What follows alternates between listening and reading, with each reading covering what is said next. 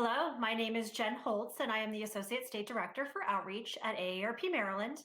As an extension of our recent Teletown Hall series to support parents and caregivers of children who are home during social distancing and self-isolation, we have decided to continue the series through the summer and fall to provide great ideas for keeping your kids healthy and helping them to thrive. Join us over the coming weeks for our Lunch and Learn series, and please visit our website, www.aarp.org/MD, to learn more about the resources in our state to support you and your kids during the pandemic. This week, we are joined by Gilly Cannon of CaringMatters. During this time of great loss for the world, we believe it would be appropriate to hold a discussion about how to help our kids cope with loss. CaringMatters Children's Bereavement Services help children explore their feelings, develop healthy coping strategies, and find comfort and safety in learning that they are not alone. Children often grieve differently than adults. When a loved one dies, it is often a child's first experience with death. CaringMatters grief support services for children, which are offered free of charge, are facilitated by trained staff and volunteers in group environments where they can meet peers who have suffered similar losses. Welcome, Gilly, and thank you so much for being with us today. Thank you. Gilly, as we spoke with parents and teachers throughout our Teletown Hall series and our Summer Lunch and Learn series, one theme that consistently presents itself is how we care for our kids' mental well-being during this time. Given the loss we've experienced as a country and throughout the world, there are kids and grandkids out there who have lost a loved one and are in need of support. Can you start by explaining to us what is unique about how children and teens grieve? Sure. Well, thank you for having me. I think that what's helpful, first of all, is to define what grief is. And my favorite definition comes from grief expert Earl Grolman. He says that grief is not a disorder, a disease, or a sign of weakness. It's an emotional, physical, and spiritual necessity, the price you pay for love. The only cure for grief is to grieve. And I think it's important for us all to understand that it's a natural response and it's full mind-body experience. And the only way to help you to grieve is to go through it. And it's interesting also to note that it's understanding that children do grieve is a fairly new notion. One of the challenges is that children and teens grieve differently from adults, and they grieve differently at different ages and different stages of development. Even the youngest of children will grieve a primary caregiver because they sense that something is different.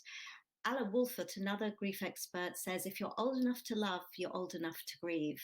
So young children who don't have a sense of permanence, may still sense something isn't right. There's something different in the energy in the room, even though they can't put words to it.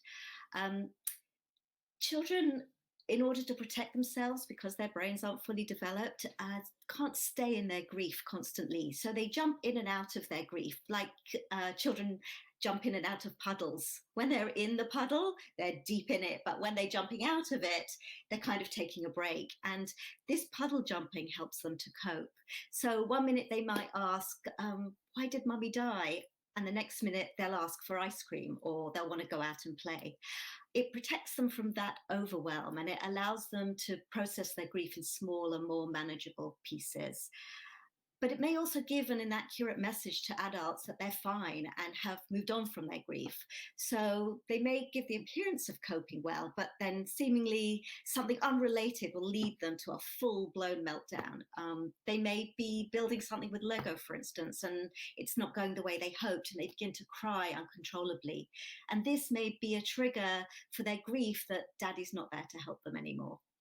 So it's important to just see how children grieve in small amounts, and they move in and out of it. And that's their way of processing and their way of protecting themselves from just too much overwhelm.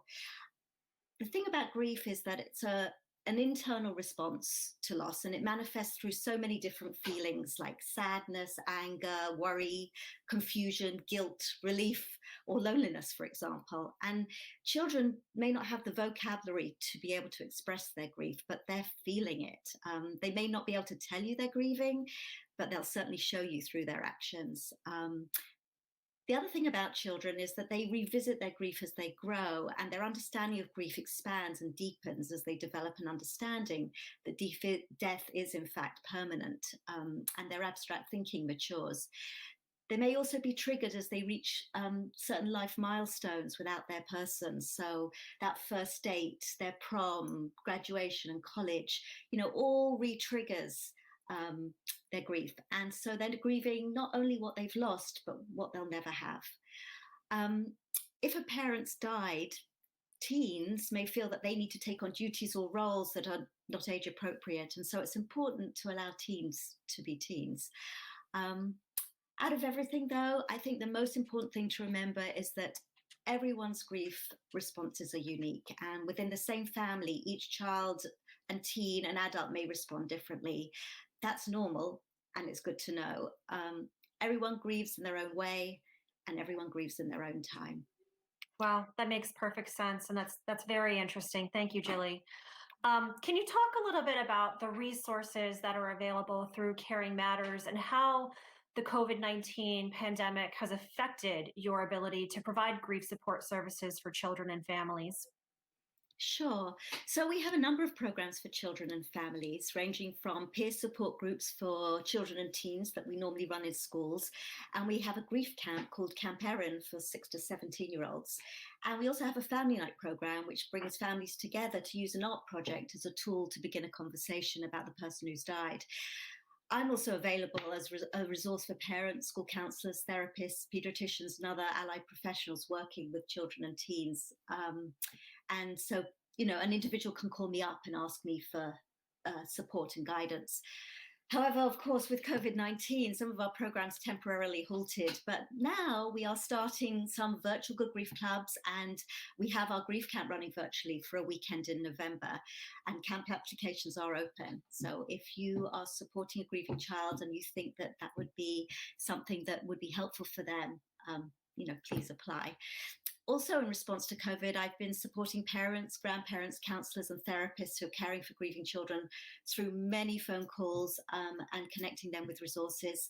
I've created a webpage for families, grieving families, and for school personnel with guidance on how to support children and teens. And I've been providing family activity pages for families to use as a springboard for conversation about their loved one. That's great, Gilly. Thank you. And you're clearly providing a much needed service for the community. How can we as a community use some of your best practices to support grieving children after a death? Well, as a community, as a society, we're afraid to talk about death. So we often say nothing for fear of saying the wrong thing. But for children, saying nothing says a lot. I mean, the message children get is that their feelings aren't important to you, and they feel even more alone and isolated in their grief. Our silence indicates to a child that they shouldn't talk about their grief either. So what we need to do more than anything is to open up that conversation.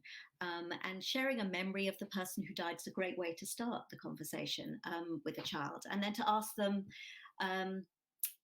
share a memory with them, and then ask if they've got a memory they'd like to share with you.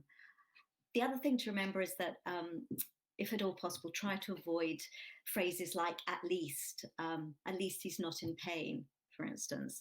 That minimizes their experience and may stop them from sharing what's important to them. I think remembering what you needed as a child, whether or not you got it, and giving it to your children is a good guide.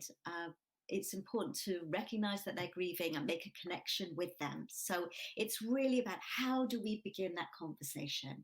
How do we show them that it's okay to talk about it?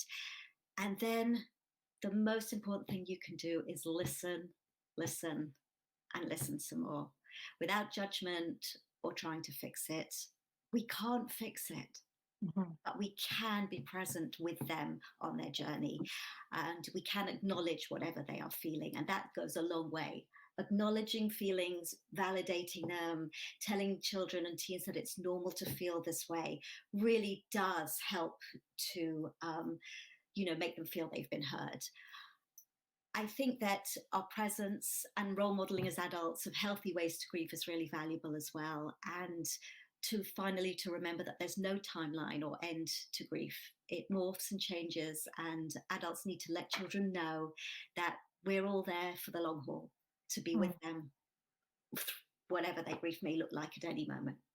absolutely. Absolutely.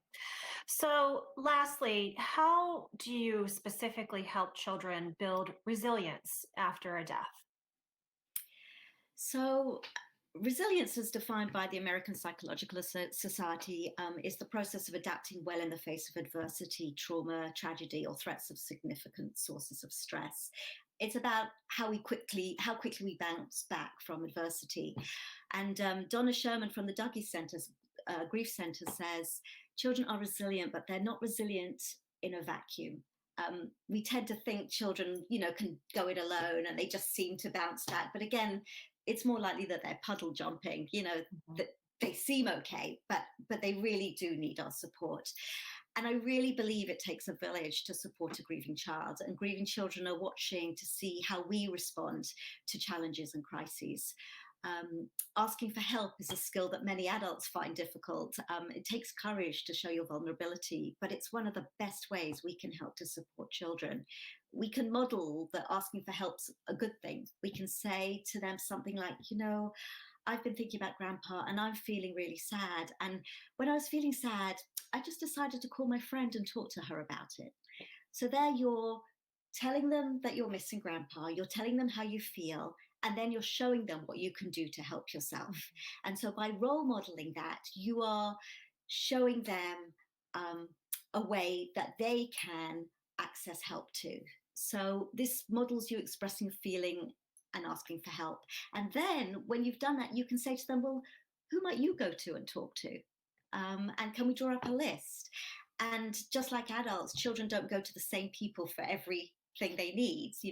I certainly wouldn't ask the person who could fix my bicycle or mend my toilet to help me when I'm feeling sad. So it's okay to have different people to go to for different things. And I think the more that children know that there's this team of people who can support them, the more that helps them to build resilience and empowers them to ask for help. Mhm. The other thing is that you can help them to identify ways they can help themselves. So, for instance, we could talk to them about when you're feeling angry, can you take a few deep breaths? Or, when I need to take a break, I take a walk in the garden, or I, go and bounce a ball against a wall. What might help you when you're feeling sad or angry or upset about something? So we help them to identify skills for self-soothing, and that also helps them to build resilience. Mhm. um, I think that one of the most important things to just remember is that the best predictor of how a child adjusts after a death is how well their main caregiver has coped. So one of the most important things we can do as adults is take care of ourselves, and then role model that for children, and that helps them to build resilience too. Mm. Absolutely. This is great advice that I think we could all use during this time. Thank you so very, very much. Really appreciate you joining us today.